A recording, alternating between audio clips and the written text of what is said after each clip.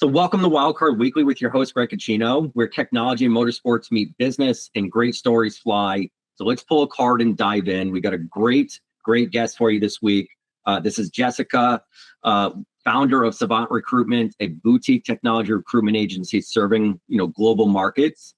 So welcome, Jessica. And if you could real quick, just go into, who Savant Recruitment is and what you do. Hey, okay. So I'm Jessica Smith. I am the founder of Savant Recruitment. I have been a technical recruiter for the last 12 years, and I've seen it all through agency recruitment. I started my first 5 years in agency, and then I went over to corporate, and I ventured out on my own a while ago to start Savant Recruitment. And so what I do is I specialize in headhunting all across the SDLC, right across North America and in global markets. We are expanding, and that I hire full-time and I hire contractors as well. But what's unique about me is that I've built out the systems for founders and executives and engineering teams to help front load the important conversations that you need to be having before you even go higher in the market. And there's a lot of stuff that I cover that a lot of startups are not covering right now before they actually go out and hire in the market.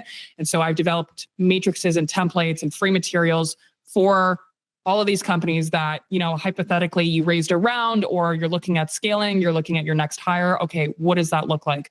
But on top of that as well, I also do all the testing on the back end in 99 plus languages and frameworks, because one of the biggest problems that we're having right now in this market is that a lot of executives are pulling out their engineers and their hiring managers who are hiring for the engineering team.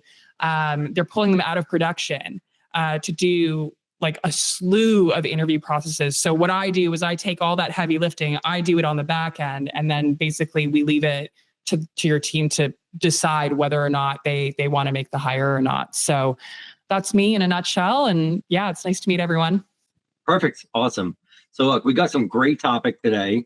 Look, AI is obviously the sexy word out there. It's changing how we hire, how we scale, how we manage finances. But look, it's not a substitute for strategy or replacing people.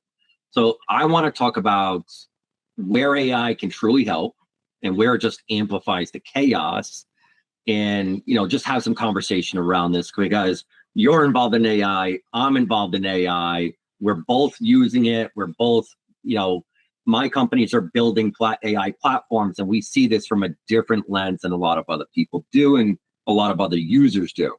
So the first question I have is, want to dig into is, how can AI help startups avoid the common pitfall of scaling chaos instead of scaling systems? And it probably can go beyond startups too. This is really just any company at this point now. AI is so universally used now. Let's not even say startups, but just anyone, investors, large companies, mid-sized companies, startups, individual entrepreneurs. How can we, avoid this pitfall?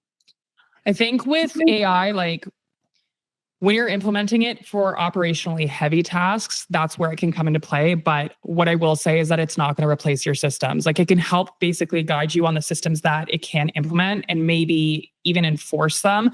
But if your workflows are a mess, it's going to actually generate more chaos than it is going to help you.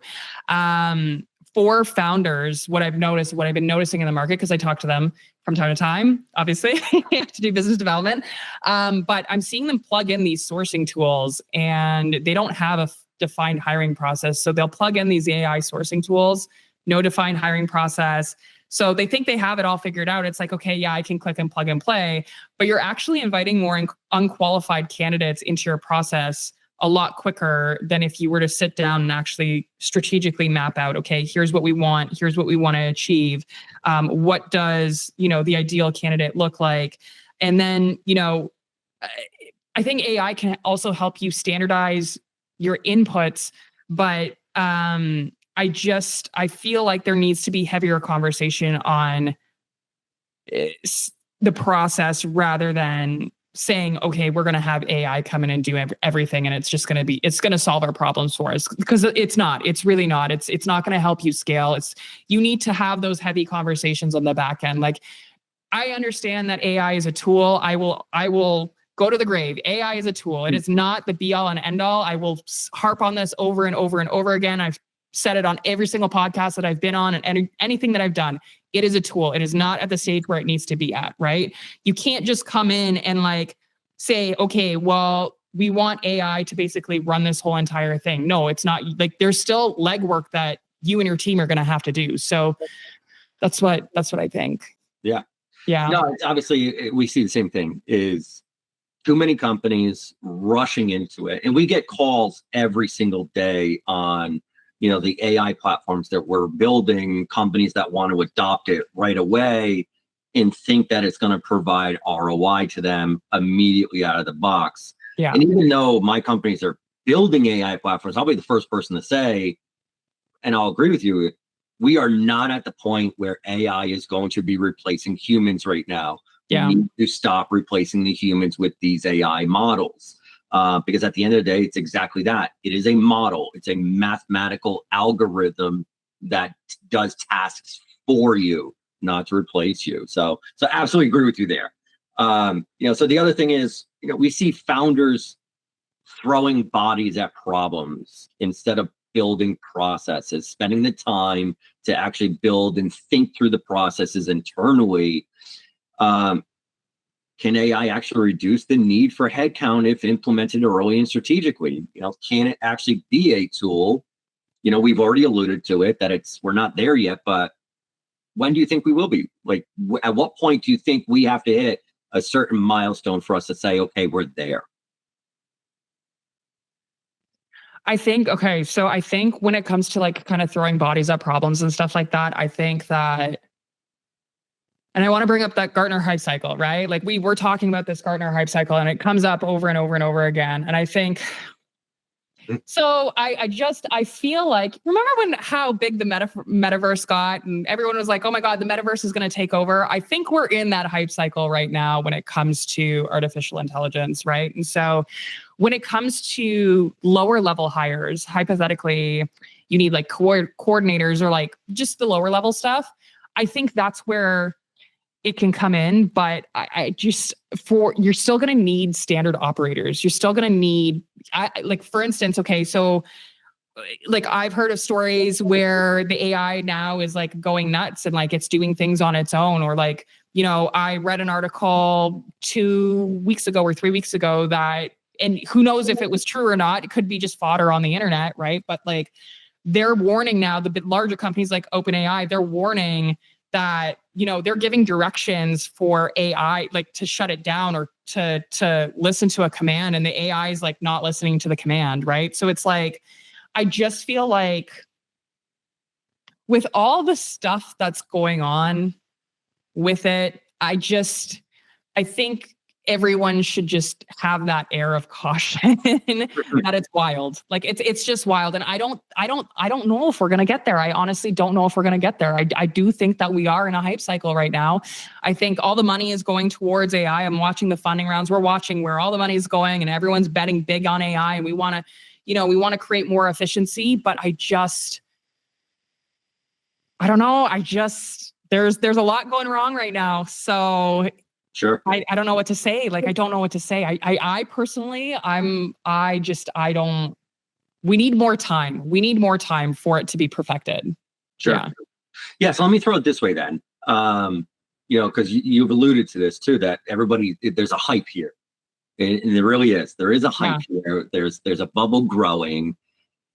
And any, startup that mentions, artificial intelligence or, AI, ML algorithms or, anything like that.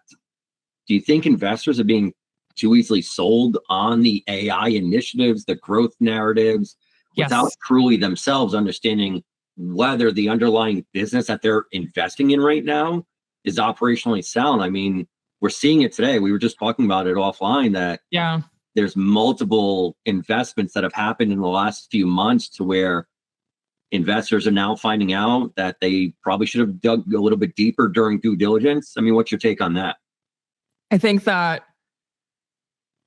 we bet really big on AI. We bet huge on AI, which is fine. Like, that's fine. I get that. It's an exciting time right now for artificial intelligence, but I think everyone and their mother is trying to pop AI into their startup and say, we're an AI startup. We're going to be the next big thing.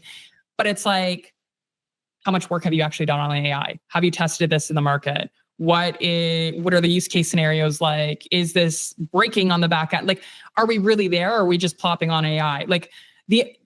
I want to know, do the investors truly understand what they're investing in? Have they tried out the product? Have they tried out, and then do they have the feedback from, the startups? And I know that's part of the pitch, and that's what you have to do as a startup, to basically say, okay, here's what we've done. Here's what we've done with clients and customers and stuff like that. But at the same time too, AI is so saturated now. What's the differentiation from your startup versus the other startup? Not like, it's literally like, it's not all the money, but a lot of this industry, a lot of the money is going into AI right now. It's like the next big thing, right? Well, it's not the next big thing. It's already here. It's the fact that, how much longer is this going to go? And is this going to still keep climbing, or is this going to start kind of scaling off a little bit? Right. And like, we could, investors, that's their job. That's their job. They make big bets. But I also think that, there's something to be said for investors really taking the time to really learn the power of the AI, because it's all being separately built by builders on the back end. Right. So for me, hypothetically, if I was an investor, I'd be very, very cautious. I wouldn't, if someone came to me and said, we're the next AI, we're the next big AI thing, I'm not going to jump and say, okay, I'm going to invest in your product. Right. And I think that there's some situations going on in the market right now because this is what's happened. We've bet so big on it that we kind of forgot to take a step back and really evaluate, okay, what can this do? And the power of what we're looking at can do. Right. So, yeah. Yeah. Cool. Great insight there.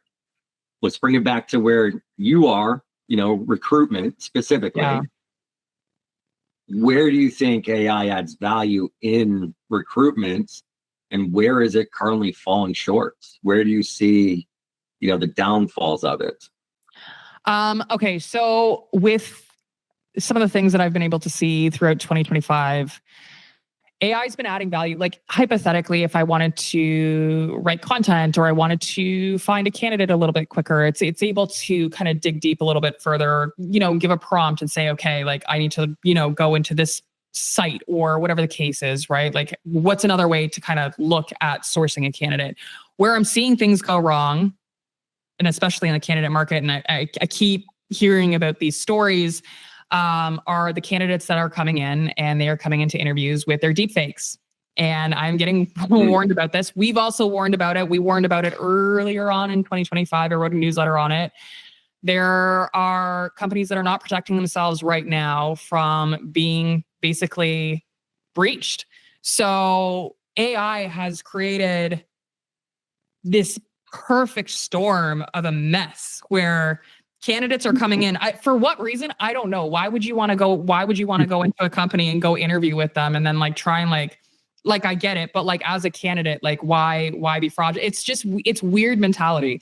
For me, it's like, I look at this and I'm like, one of the conversations that I have with my clients, I'm like, are you protected in case that there's, a cybersecurity breach, right? And so that's another conversation that I have. Okay, you're running a process right now. I go in and I teach all that.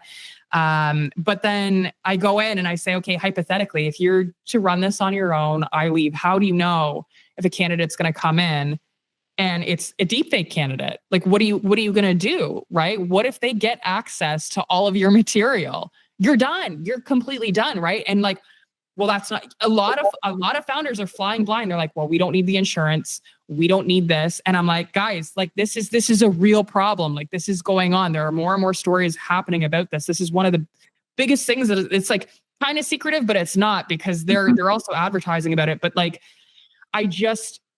my biggest concern is for all clients or all founders, all executives, make sure that you are going in protected, because it's creating a storm. It's creating a storm of absolute problems for your company. You need to go in just with the mindset that this could potentially happen. Don't wing it. That's basically it. It's an extra added conversation that I have, because I don't want to see that happen to a client. Yeah, no, it'd be huge. Yeah. And there's one thing I want to come back to that we encounter all the time at Roundtable. Because we are building AI platforms, we're always talking about SOC 2 compliant or higher levels of cybersecurity. And one thing you mentioned that I think is absolutely critical for startups and even mid-sized companies right now too is your cyber insurance. Yep.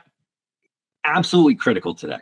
Yeah. Because if very, very easy to understand this in layman's terms, if you are using ChatGPT for your business conversations, emails, whatever it may be, there are 10 bad actors out there utilizing ChatGPT and other LLMs that are very smart prompt engineers. Yeah. They are attacking your systems with AI themselves. 100%. So it's absolutely critical. There's a reason why cyber insurance is absolutely exploding right now. Yeah. And that's critical. We tell every startup, same thing. You have to have cyber insurance. Yeah. General liability insurance is not enough anymore these days. Yeah, 100%. How many times have I seen on LinkedIn too? I also had a guest when I was running my podcast, Lisa Nicolau, and she is a cybersecurity specialist. Well, cybersecurity insurance specialist, right? So she works for a company called ProLink. And I had her on, and like some of the situations that she was bringing up, she had mentioned on the pod, that someone went through a cyber breach and they didn't know what to do. And they decided that they wanted to call like 911. She's like, what do you do in this situation? Like, you can't, like, you're not invincible. You are not invincible to what's going on in this market right now. It's like, you have to prepare for everything. Like, what are you going to do if you don't have it? Absolutely. Yeah. And you have to be proactive. We're always proactive with our clients.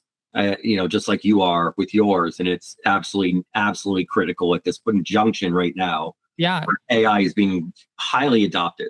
Yeah, which brings me to our weekly wildcard.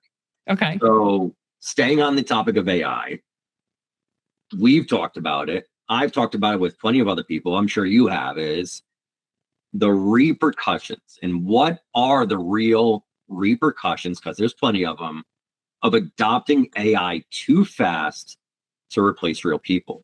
Mm-hmm. These companies out there that are actually replacing headcount, jobs with AI. And we have plenty of use cases to go through because there's been a few in the last few months. But what's your take on it?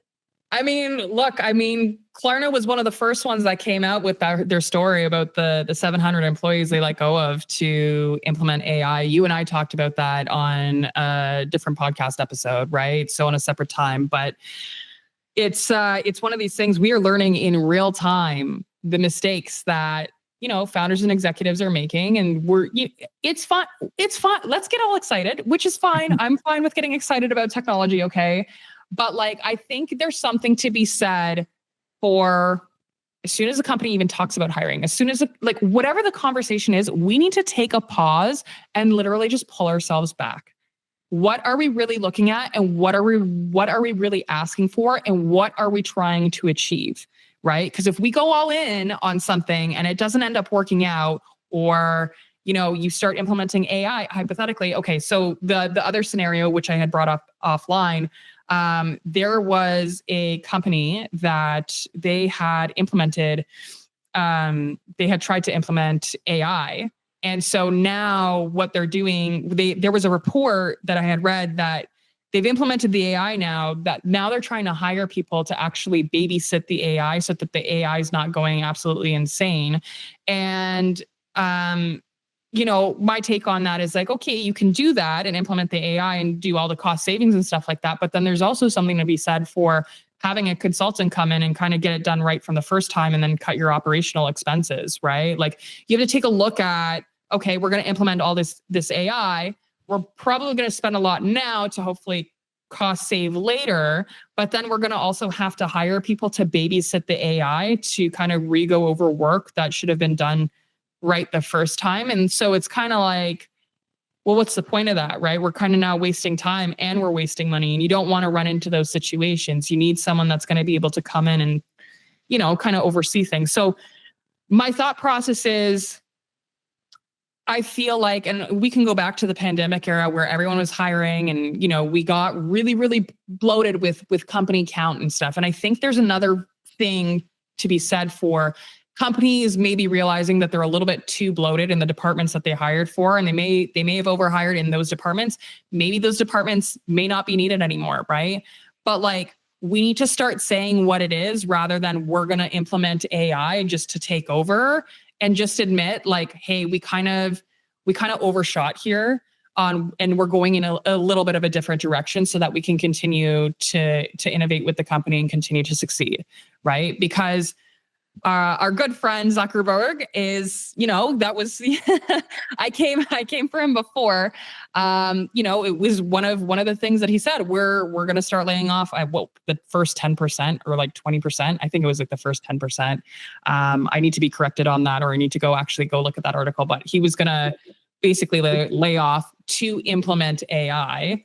But I mean, sure, that's your story and that's completely fine. But also at the same time, too, he said other things in the past. I think what we're looking for right now in the market is clarity, and we're looking for transparency. Transparency is the big one. Like, we just need to say what it is, because this is why the candidate market is going crazy right now. Like, we can't trust companies. We can't. And I'll say it, we're in a trust recession. We are in a huge trust recession right now. Employers are holding the cards. They're trying to call people back to the office. They're saying all of these things. They're making all of these steps. We want to go in this certain direction, but candidates are also seeing through this right now. Right. And so we need to actually say what it is. Why are we going through a layoff? Why are we doing these things? Like, don't just say, okay, well, it's to implement AI. No, we overshot in this department, or we did X, Y, Z, or, when it comes to the mistakes that are happening. I mean, look, like, those are good use case scenarios. We're going to probably still continue to see this, right? So it's like, I go back to the metaverse example. Is like, everyone was about, oh my God, the metaverse. I never hear about the metaverse anymore. So are we going to be hearing about AI next year? Probably, but who knows if it's going to start. Right? Yeah. I don't know. What are your thoughts? I mean, I definitely think I'm right there with you. I alluded to this earlier. I think we're building a bubble. If you compare this to the last real bubble we had, which was the internet. Yeah. Or even look at blockchain. Yeah. Blockchain was the huge thing early 2000s. Fantastic idea. Yeah. Great concept. Still around today. Yeah. Nowhere near where anybody thought it would actually be. Yep. So definitely we're in the same feeling. Yeah. That we have this bubble growing. Everybody's adopting it, trying to use it, trying to figure out where do we plug it in. It's like fashion trends. Yeah. We got fashion from the 90s coming back right now. The girls on the back end, we're all talking about it, right? It's like things will come and go, and that's basically like, we gotta make that parallel there. It's kind of like a fashion statement. We have our big fashion statement here. So yeah, I think there's one big difference with AI versus the internet and blockchain in a lot of the other fads that have come and gone. I think AI is here for the long term. Yeah. We have one massive problem with AI as to why I think we're in a plateau right now, and we're going to be in a plateau for a while. Yeah. And the main thing there is the energy consumption. For sure. If we, as a society, whether it's the United States, whether it's China, whether it's collaboratively countries coming together, until we actually figure out the energy consumption issue of, do we solve it by the power grid, or do we solve it by making AI more efficient, more cost effective? Yeah. Well, what do we do? And when we figure that out, then I think we'll get out of this plateau. Because the other thing feeding this too is you have a lot of companies trying to adopt it, but they're going through what I call pilot purgatory, where they just stay in pilot mode and they never get anything out of production, into production. So we'll see. We'll see where it goes. Look, great topics. Always great to talk to you, Jessica. Love having you on. Love having the conversations that we have. So that's today's hand on Wildcard Weekly. I'm Greg Gacino. Subscribe and continue sending us your Wildcard topics, and I'll catch you next week. Thank you. Hi, everyone. Awesome. Now, where do I stop this recording? There we go.